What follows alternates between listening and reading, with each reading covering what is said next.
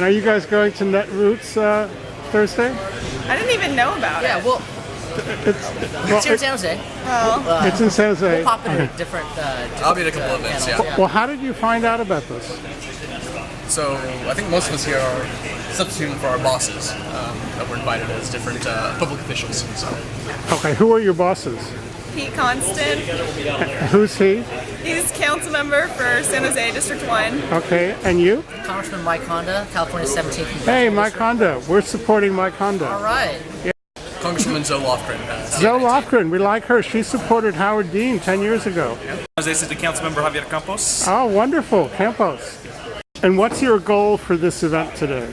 The goal for this event is to get energetic people like that you've just interviewed here, getting out there, showing them what we do, what we're involved with, things that, giving them a taste of the fire service, how the staffing works out, the job work, the heat, getting them a taste of what it is to do our job, which most people don't get a chance to do that. So it's a great opportunity for them to experience some live fire and some real life fire scenarios.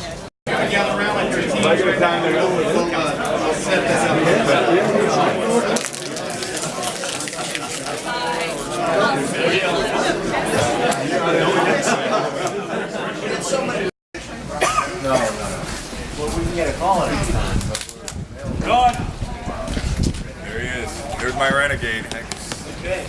I should have known. All right, you guys can choose who you want to be, but I'll need one firefighter to pull a line. That firefighter is going to need to wear the air bottle, and is going to need to have their mask on and the bottle charged. Okay. The other firefighter that is not pulling the line is going to come with me. All right. Patrick, who's the other firefighter, will be there also to assist with pulling that line. Okay. But that other firefighter that's coming with me, we're going to be the medic for this scenario. All right, and you're going to help me with patient care. Okay.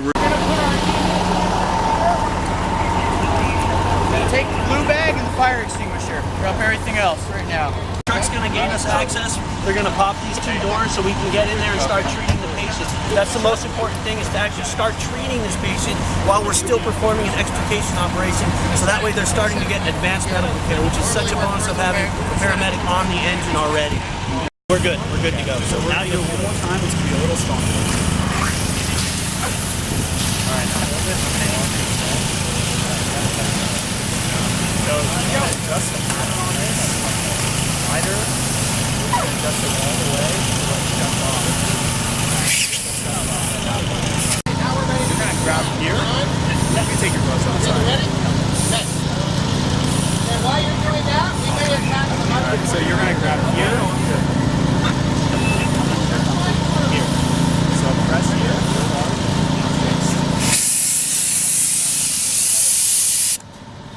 Good. So you're. No, no.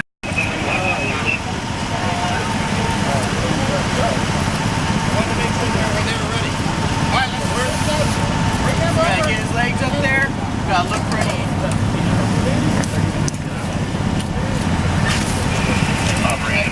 Right out.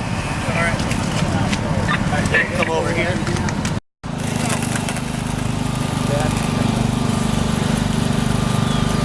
Watch your feet.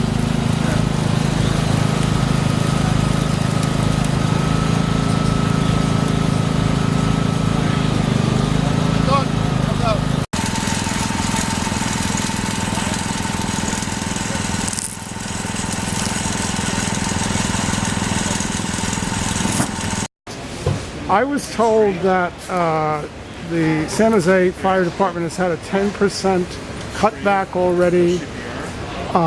It's paying more for medical benefits, and something like 49 layoffs last year or a year before. What does the international union do to work against that? Well, we find that this is not unique to San Jose. It's happening all over the country, where our affiliates, fire departments, are being subject to budget cuts that are jeopardizing, not only the public safety but firefighter safety. So what we do, we have a number of things that we can do. We have a number of resources that we can give to our affiliates.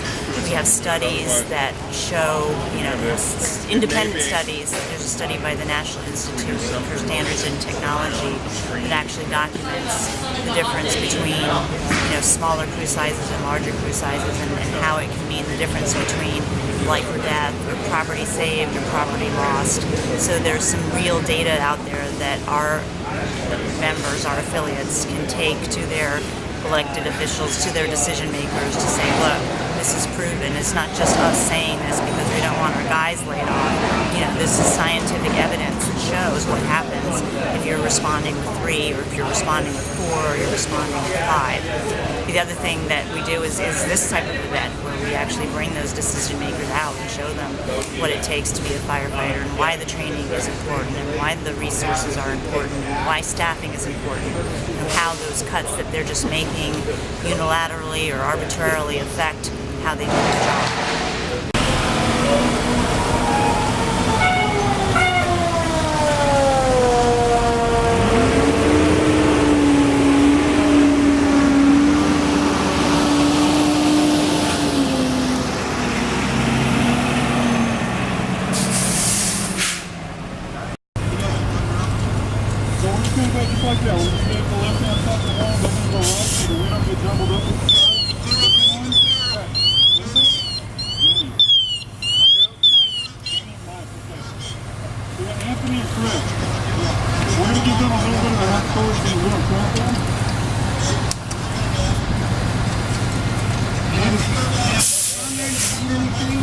Back in my head, I always wanted to be a firefighter, just like any kids and stuff like that. And so, but I didn't follow through with it. You know, there wasn't too many black firefighters. There wasn't too many people I knew that were firefighters. And I met some, and I talked to them, and it sounded like it was a great job. And then I started taking the test once transferred to a different school and got my fire science degree, and just kept on testing until I got on here. So that one was actually compared to the two. That one was pretty easy actually. The other one, you actually had to go way back in there, and you start feeling like you got lost. So, but this one was pretty easy. We found it really fast, real quick. But you can see how confusing it gets. Oh yeah. Not seeing anything. Hearing 10 people, hey, I got this car. You got this car. I felt helpless, to be honest. I mean, I'm only supposed to be rescuing the person, but we got to the person quick, but then once that happened, I didn't really know what to do. I had his legs. But it also didn't feel like a person. I thought at first it was another piece of debris. I was trying to figure this out. He's amputated. One of his legs is not there. So people, that's the hard part. Is like, okay, is this the patient, or is it a patient, or is it a mannequin? Is it debris? Is it debris? Exactly. We get some cases where we're going way back into a warehouse, or a lot of these places on Santa Clara Street. You go in the basement, and it's a serious maze. I mean, there's some stairwells. We did a walkthrough. Stairwells that go up to nothing, to a brick wall, that's been boarded up. They just changed it. Yeah. So, your bottle may not last long enough to reach the patient, let alone get back out. Hey, Tonga, when we get halfway, you guys can come on up and wait at the halfway for us to get off.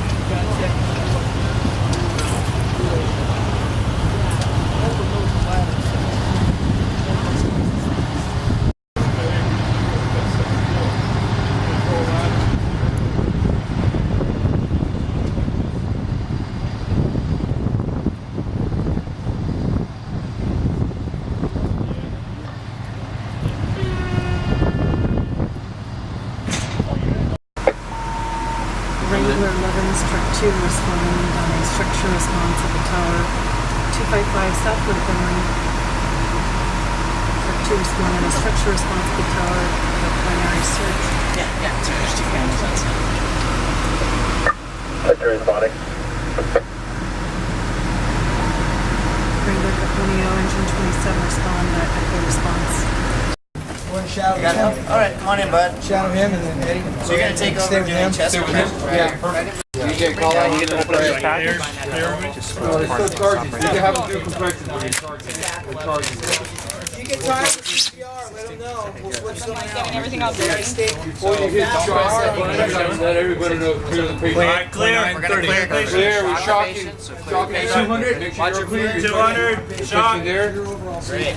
All right, let's go ahead Perfect. and continue Continue right away. CPR. Continue CPR. Open that one up. Do your IVO. A paramedic takes it to a whole nother level where you do intubation, that's where they place the tube through the trachea. You do IVs, you give multiple medications from cardiac medications to Benadryl for allergic reactions, to morphine for pain. We deliver shocks. We read the monitor, what's going on with the heart. We do standard EKGs. We do 12-lead EKGs. So it takes it to a whole nother level. And so we have one paramedic on every engine company, and then the EMTs assist them as needed. Got it. I want you to put your union cap on. Okay. Oh, sometimes you're a chief. What's your name? Robert Sapien, President, San Jose Firefighters Local 230, SAPIEN. Great. Well, Robert, I'm told that the local union has had major cutbacks, 49 layoffs is what I heard, benefit cuts and pay cuts, 10% I heard some time ago. What's the current status? And is the local union being treated fairly by the city at this point? Right. So in 2008, we all know that we entered a pretty long recessionary period. Building up to 2010, the city was facing some real budget issues. That resulted in the layoffs of 49 firefighters and drastic employee cuts across city departments. In the ensuing months, we also had the unfortunate occurrence of some local elected politicians who decided to drive an anti-employee agenda along with difficult economic times that we were facing. So because of the budget cuts and because of the prioritization by our council, we lost 6 fire companies altogether across the city. It resulted in reduced response times. The council majority has done is they've taken on an agenda that has really avoided collective bargaining. They are using the ballot box now to negotiate against employees. In 2010, we faced 2 critical ballot measures. One was the destruction of a fair binding arbitration process, and the other mandated a second-tier retirement system. Do you deal directly with city council people, and who are your favorites? Well, we certainly have folks that we have open channels of communications with. I will call out 2 participants today, Councilmember Don Rocha, Councilmember Kansan Chu. We have a very close friend, Councilmember Asha Kalra, Councilmember Javier Campos. They are fiscally responsible elected officials, but they are also socially responsible. They understand the importance of treating employees fairly, and they understand the importance of our services. And what about those 2 renegade councilmen? Can you identify who they are? Renegades. Well, that's what I call it. The mayor and his council majority right now are really doing things that I think are destructive. They've had a very divisive agenda. They've really not come up with solutions that are viable. They've tied the city up in court, really fighting against their own employees rather than negotiating a lawful solution. We're really fighting with a council that wants to really try to test the law here in California with regards to contract law and vested benefit law.